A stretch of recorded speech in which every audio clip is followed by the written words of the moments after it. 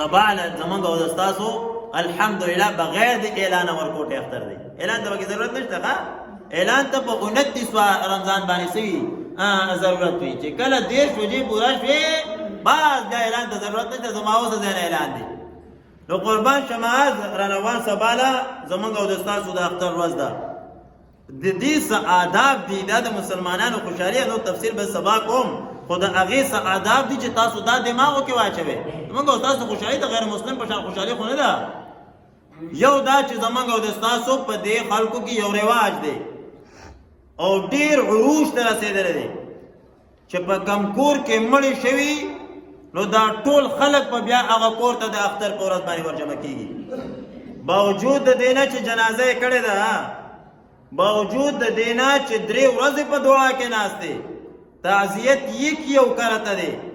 دا خو ته هغه ته غم ورته ځکئ. په دقه بنیاد باندې چې دا کم خلک چا کور کې مړی شوي دي او بیا دا خلک ورځي هغه د مړي کور ته په هغې باندې د خوشحالۍ ورځ ده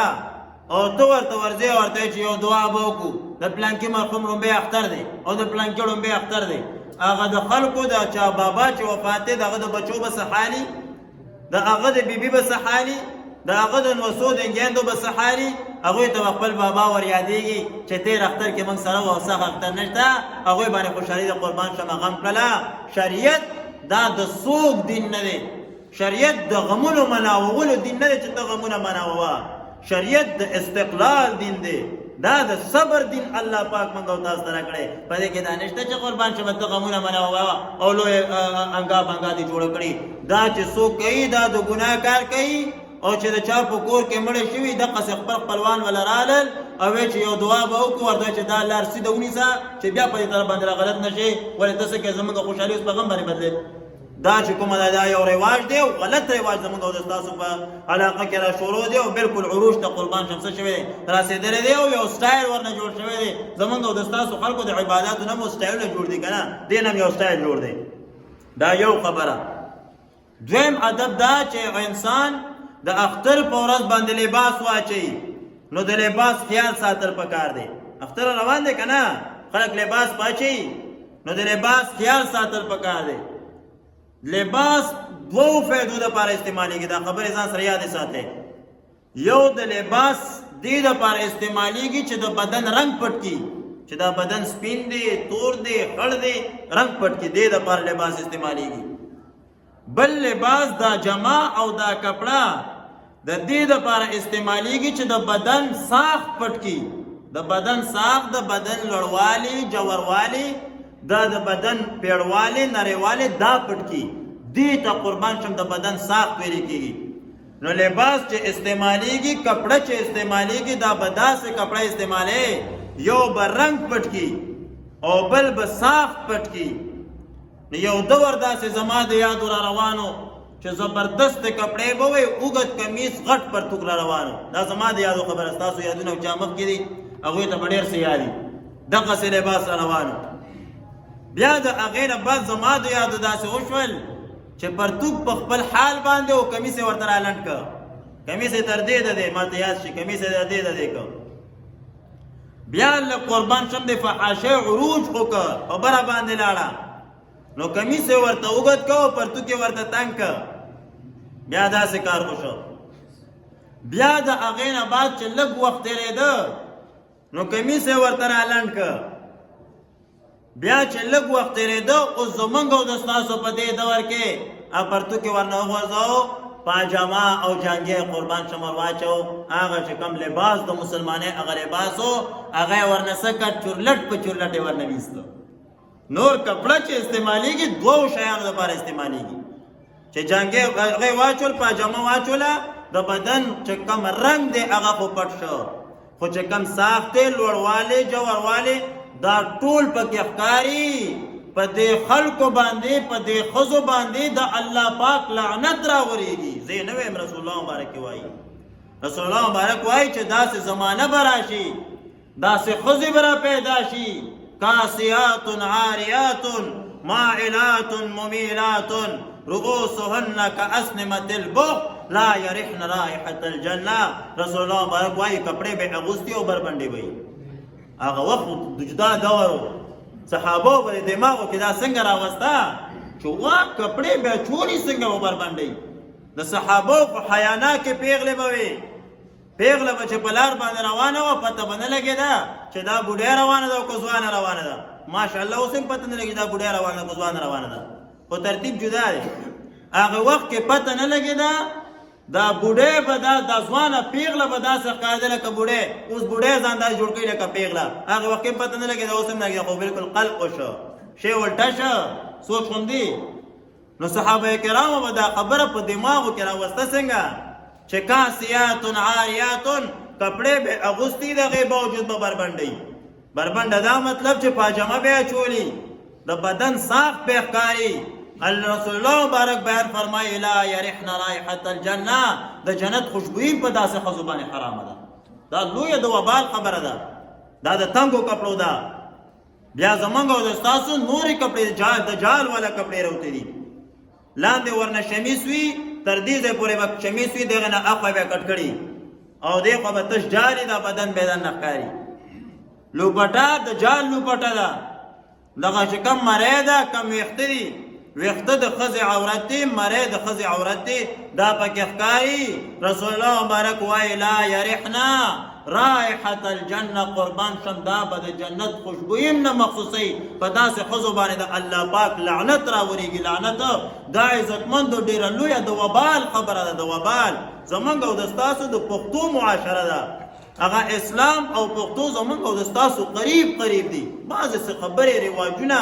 داسې شته چې هغه زمونږ د اسلام نه هټ کړي نور الحمدلله زمونږ پښتو اسلام سره موافقه ده خو چا په دې باندې عمل وکړو زمونږ پښتو کې پاجامه شته ته خدای ته وګوره نو لحاظه چې کومه د کپړو د نریوالي او د داسې کپړه به زنانه هم اچوي نارینه به هم داسې کپړه اچوي چې یو ساخت هم پټي او د بدن رنګ هم پټي د دې لحاظ به ګوره ځان سره وساتئ دا خبرې ځان سره ساته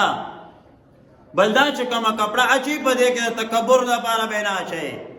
بعضې انسان کپړه واچوي نو دا ټول خلک ورته سپک ښکاري دی وایي چې بس کپړې خو ما چوري دي او بس دا واسکټې دي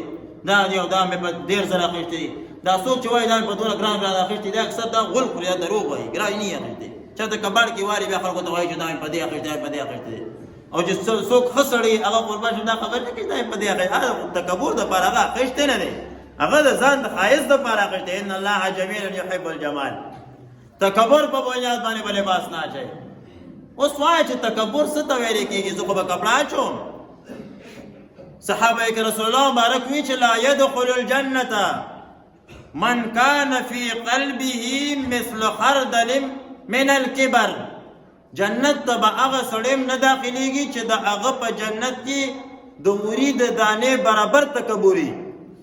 صحابه کرام را پاسېدل چې یا رسول الله مبارک موږ خو ټول تباه شو رسول الله مبارک ورته چې ولې وی په من کې هر سړی دا خوښوي چې زمونږ د کپړې ښایسته وي په من کې هر سړی دا خوښوي چې زمونږ سورلي د ښایسته وي هر سړی دا خوښوي چې ما د الله پاک پراډو راکړي او ښایسته پرچونر دې راکړي زه براګانې دي دا براګانې دې راکړي او هر سړی دا خوښوي چې زما د مسکن کور دې زما ښایسته وي نو دا خو موږ دا خوښو نو موږ خو تباه شو رسول الله مبارک ورته وی تا د تکبر معنا نه ده پېژندلې تکبر ویل کېږي بطر الناس و غمت الحق خلکو ته په سپک نظر باندې کتل او حق سره ډغروال دې ته تکبر ویل کېږي اوس دا په دې پسې نه چې تا ښه زبردست لباس اچولی دی مضبوط ګاډي کې ناست یې او همدغه رنګ یې ښه زبردست کور دی دا په دې پسې نه ده غټه 2 کیلو کوداله در سره ده 3 ګزه کې اسه څوک ودرېدی نه شي د خوړو در نه دومره څخه بینځي او وران ویجاړ کور دی خو چې خلکو ته په سپک نظر ګوري تکبر در کې پروت دی خیال خو نه دی تکبر در کې پروت دی ولې خلکو ته ځان بل ته په سپک نظر باندې ګوري په سپک نظر به قربان شم چاته نه ګوري بطر الناس خلکو ته په سپک نظر باندې کتل وغمت الحق حق سره ډغروال یو خبره ته وشوله او حقه ته ښکاره شوله ته به وایې چې نه کنه دا خو زما عقل نه مني قبر کې عذاب دا خو زما عقل نه مني حق سره به ډغره نه وایې قربان شم دې ته ویل کېږي تکبر نو که لباس ته واچو نو تکبر په بنیاد باندې به نه اچي دا لویه د وبال خبره ده دې په باره کې ډېر لوی وعیدات راغلي قربان شم بیا پورا تقریر دې په دې باندې تکبر په باره کې زه غنه کوم خو قربان شم لویه د وبال خبره ده بل دا د اختر په ورځ باندې خلک کپړې واچي که نه دا نوې کپړې اچوي دا بوکرن پکې لږ نه وي نو راښکته کړي خپوږې ځان پسې اډاکاږي اسې زه حیران دې ته یم چې د انګریز په وینا باندې زمونږ حیادارو پیغلو پرتوکونه وغورځول پاجامې یې واچولې او د محمد رسول الله په وینا باندې موږ او تاسو کې ټایم ښکاره نه کړلې او موږ ځان ته مسلمانان وایو دا لویه د وبال خبره ده ګوره نو لغیر نو خپې پنسۍ به ښکته کړي ګیټو پسې وګیټو او ځان پسې به راکاږي دته ځان ډېر په دې باندې ښه ښکاري